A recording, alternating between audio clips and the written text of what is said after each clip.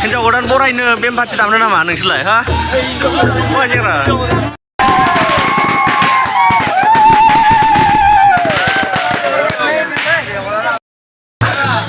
केमेरामेना नुबाय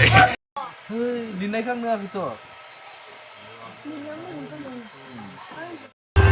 लोगोफोर आं दा दंफैयो बाक्सा जिल्लानि सिङाव थानाय नैबे सुरपेटा जायगायाव बे सुरपेटा जायगायावहाय बड'लेण्ड बुब्लि पर्टेलनि बिगोमा बा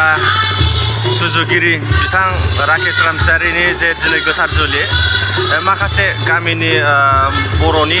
जे आसारखान्थि नेमखान्थिखौ फालिनानै बिथाङा दिनै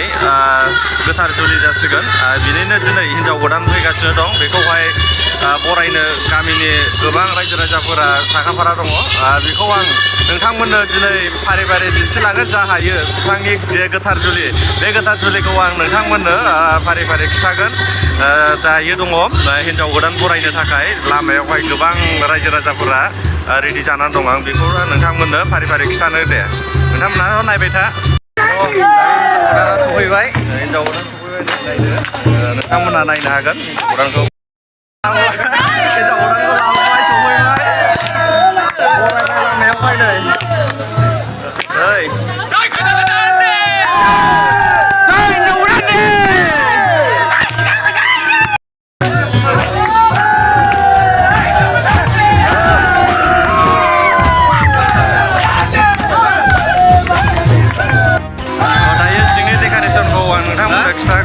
गासिबो सिंनि डेक'रेसना बेयावनोसै हिन्जाव गोदान आरो हौवा गोदाना जे मन्दपाव जिरायबाय मन्दपाव जिरायनायखौबो नोंथांमोननो खिन्थागोन आं फारि फारि नायग्रोदो गासिबो डेक'रेसना बेखिनियानो मन्दपाव जिरायनायखौबो नोंथांमोननो फारि फारि खिन्थागोन आरो नायबाय थाबानो जाबाय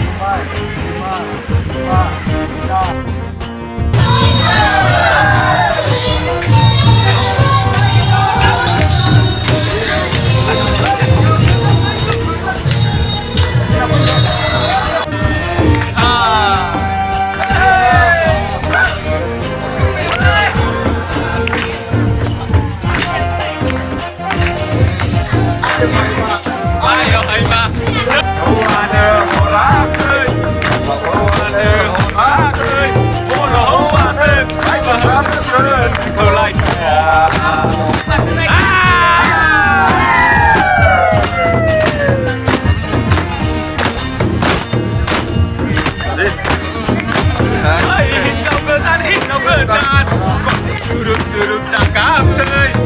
ngir-ngir tangkap